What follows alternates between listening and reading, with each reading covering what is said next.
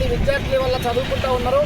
2016 వికలాంగుల హక్కుల పరిరక్షణ చట్టం సెక్షన్ 16, 17 ప్రకారం ప్రభుత్వ గుర్తింపు పొందినటువంటి ప్రైవేట్ విద్యా సంస్థలన్నీ స్పెషల్ టీచర్లను నియమించాలని చెప్పేసి ఉంది. కానీ ఈ జిల్లాలో ఎక్కడికిట ప్రైవేట్ స్కూళ్ళలో స్పెషల్ టీచర్లను నియమించట్లేదు. 1 నుంచి 5వ తరగతి వరకు వచ్చినటువంటి వేలాది మంది విద్యార్థుల వల్ల అనేక రకాల వైకల్యాలతో ఇబ్బంది పడుతూ ఉన్నారు. అట్లాంటి వాళ్ళని గుర్తించాలనుకుంటే స్పెషల్ టీచర్లు ఉండడం ద్వారా మాత్రమే గుర్తించడానికి అవకాశం ఉంటుంది. కానీ ప్రైవేట్ విద్యా సంస్థల యాజమాన్యాలు స్పెషల్ టీచర్ల రిక్రూట్మెంట్ కోసం ఎట్లాంటి ప్రయత్నాలు చేయట్లేదు. జీవో నంబర్ 3 ప్రకారం ఇవాళ ప్రతి స్కూల్లో స్పెషల్ టీచర్లు ఉండాలని చెప్పేసి నిబంధనలు ఉన్న ఈ జిల్లాలో ఆ నిబంధనలు అమలు చేశారు. తక్షణమే అమలు చేయాలని చెప్పేసి ప్రభుత్వం డిమాండ్ చేస్తూ ఉన్నాం.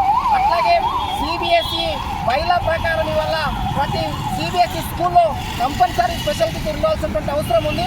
కానీ ఈ జిల్లాలో అనేక సిబిఎస్ఈ స్కూల్స్ ఉన్నాయి, ఇంటర్నేషనల్ స్కూల్స్ ఉన్నాయి. ఏ స్కూళ్ళకి ఇవాళ స్పెషల్ టీచర్లు నియమించట్లేదు. తక్షణమే స్పెషల్ టీచర్లను నియమించాలని చెప్పేసి ప్రభుత్వాన్ని డిమాండ్ చేస్తూ ఉన్నాం. అట్లాగే ఈ జిల్లాలో అనేక ప్రైవేట్ స్కూల్స్ వల్ల బహుళ అంతస్తులలో ఇవాళ కొనసాగుతూ ఉన్నాయి. అందులో వీల్ చైర్లో ఉన్నటువంటి వికలాంగులు కానీ అట్లాగే వైకల్యం ఉన్నటువంటి వికలాంగులు ఇవాళ వెళ్ళి చదువుకోవడం కోసం ఇవాళ అనుకూలమైనటువంటి పరిస్థితి కల్పించట్లేదు. ప్రతి ప్రైవేట్ స్కూల్లో ఇవాళ ర్యాంపులు నిర్మించాలని చెప్పేసి ప్రభుత్వాన్ని డిమాండ్ చేస్తాను.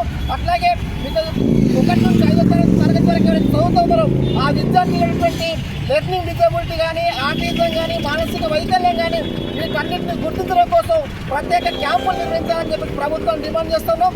ఇప్పటికే తెలంగాణ రాష్ట్ర ప్రభుత్వం బాల భరోసా పేరుతోటి వల్ల విద్యార్థులలో అంగవైకల్యాన్ని గుర్తించడం కోసం క్యాంపులు నిర్వహిస్తుంది. ఆ క్యాంపుల్ని గిట్ట ఈ జిల్లాలోని అన్ని ప్రైవేట్ పాఠశాలలు నిర్వహించాలని చెప్పేసి ప్రభుత్వాన్ని డిమాండ్ చేస్తూ ఉన్నాం.